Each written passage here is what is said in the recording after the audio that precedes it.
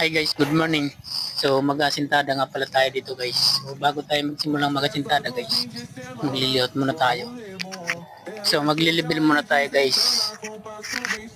So pagkatapos natin mag-level, maglalagay tayo ng pako sa butterball.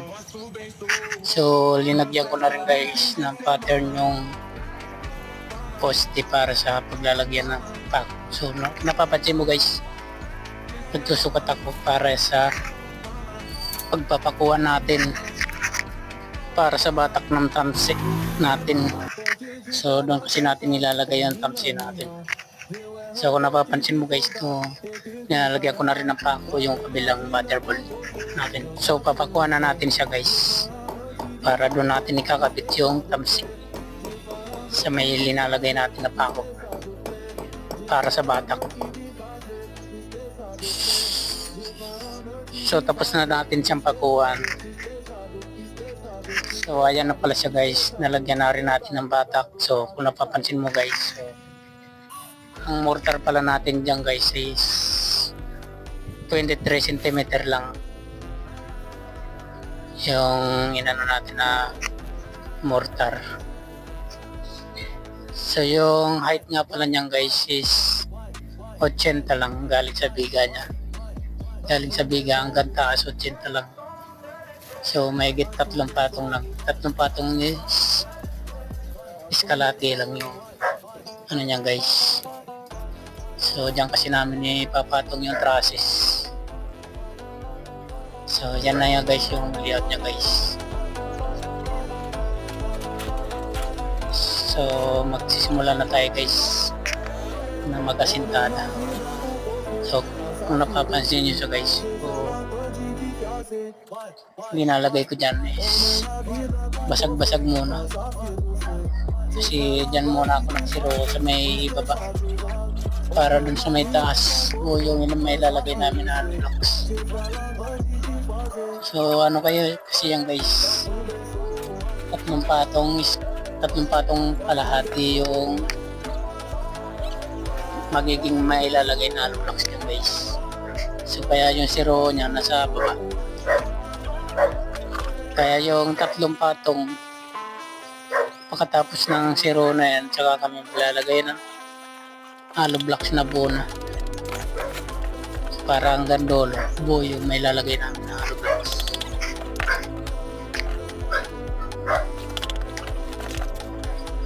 So, panoorin nyo na lang guys itong video na to hanggang dulo. Ela chega e desencana com passo bem show, passo bem show, passo bem show, na festa do fim de semana. So tapos na natin yung palamanan, ilagyan ng mortar. So magpapatong na tayo ng hollow blocks.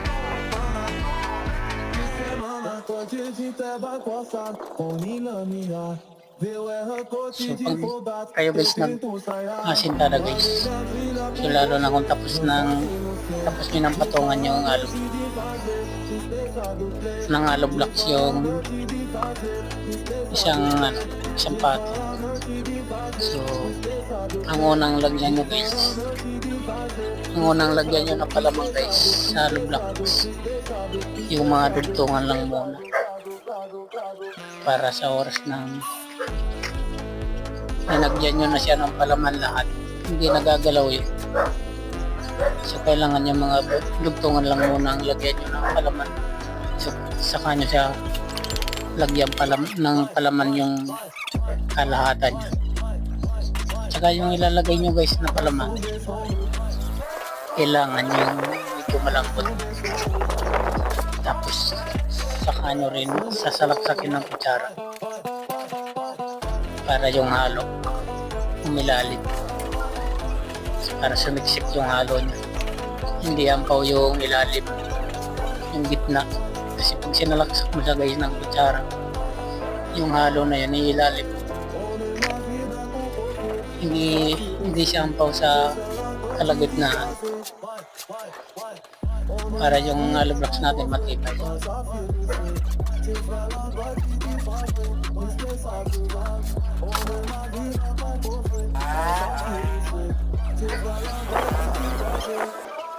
So kung napapansin nyo siya guys, medyo dumidilim yung langit sa taas kasi masama yung panahon. Pero hindi pa naman sa kalakasan, ambon-ambon lang. Pero tuloy pa rin ang pagkasinta namin para matapos lang tong inaasintahan namin.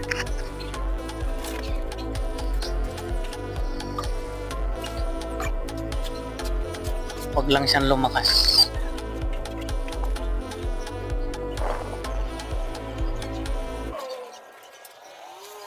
Ayan na siya guys. Festa do fim de semana. Dalawang patong kalahati na siya. Ela chega e desencana com passo bem solto, passo bem solto, passo bem solto. Na festa do fim de semana.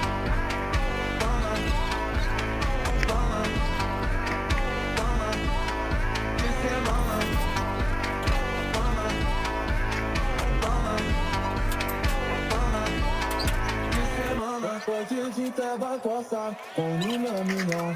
Eu erro coche de fogar, eu tento sair. Valeu por você, dança sem você. De falante de fazer, tristeza do play. So, yan nga pala guys, yung tamang pagpapalaman ng hollow blocks natin. So, kailangan pag nagpapalaman tayo ng para sa hollow blocks natin, para hindi siya ampaw. Tapos, saka unahin muna natin yung mga gilid, yung mga tugtungan niya. Yan muna ang unahin natin, lalagyan ng palaman.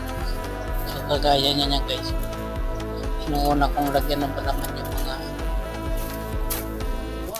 dolo-dolo, yung mga dugtungan niya, para hindi na lumalaw yung hollow blocks natin guys. So, tinagyan natin ng palaman yung kalagitnaan. So, ganyan siya guys. So, kailangan nyo lagyan nyo muna ng palaman yung mga dugtungan. Saka nyo lagyan ng palaman yung kalahatan.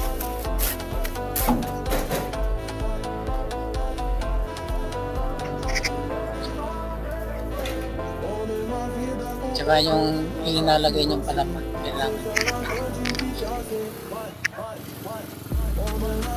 Tapos sasalaksakin nyo rin ng kutsara. Kaya para yung halo umilalim, hindi sampaw. Sa oras kasing hindi natin sinalaksak yan, ang mangyayari niyan guys, ampaw yung halo natin, hindi siya nakakapasok, hindi na kapasok yung halo natin hanggang ilan.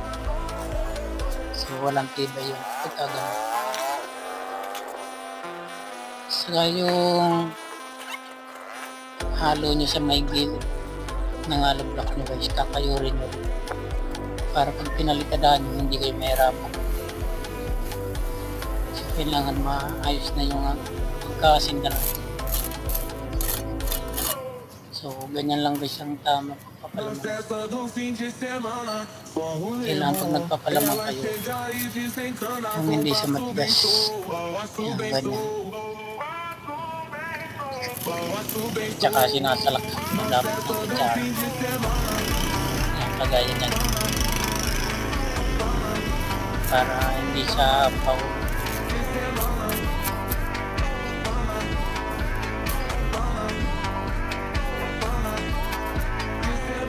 Pode de tabacoça, com nila minha. Eu erro coche de fogar, eu tento sair. Valeu por você, dança sem você. De falante de fazer, tristeza do play. De falante de fazer, tristeza do play. De falante de fazer, tristeza do play. De falante de fazer, tristeza do So tapos na natin dyan palamanan. So kung napapansin nyo guys, pag ako nagpapalaman, sinasalaksak ko siya para hindi ampaw yung ilalim at yung gitna. So maglalagay na tayo guys ng resultal. So yung lagay po pala guys ng resultal nito guys, pang dalawang patong kalahati. Alanganin kasi sa pang tatlo. blocks kasi yung hollow blocks kasi namin, last na yung patong sa pangatlo. So wala rin silbi yung pagka sa pangatlong patong ako maglalagay ng aluminum. So sa dalawang patong kalahati lang ako naglagay ng aluminum para matibay pa rin yung hollow blocks namin. Para makakain pa rin siya ng buhos ng poste. So naglatay na ulit tayo guys ng patong na ulit tayo ng hollow blocks. Tatlong patong na yan guys.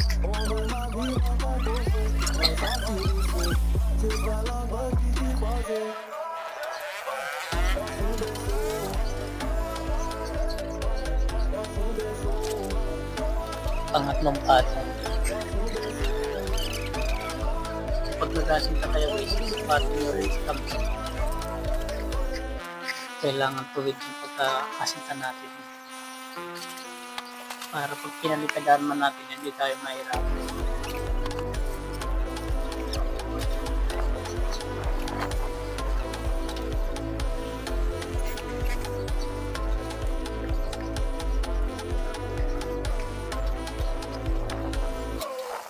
Na festa do fim de semana, só rolê bom. Ela chega e desencana com passo bem solto, passo bem solto, passo bem solto. Na festa do fim de semana.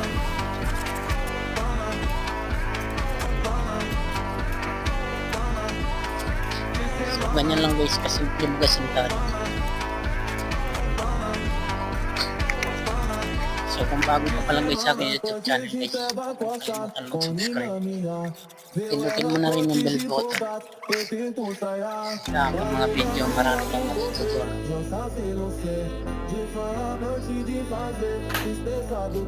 So, pag-like mo na rin. So tatlong patong at kalahati lang guys ang nasinta natin. So tapos na pala guys natin siyang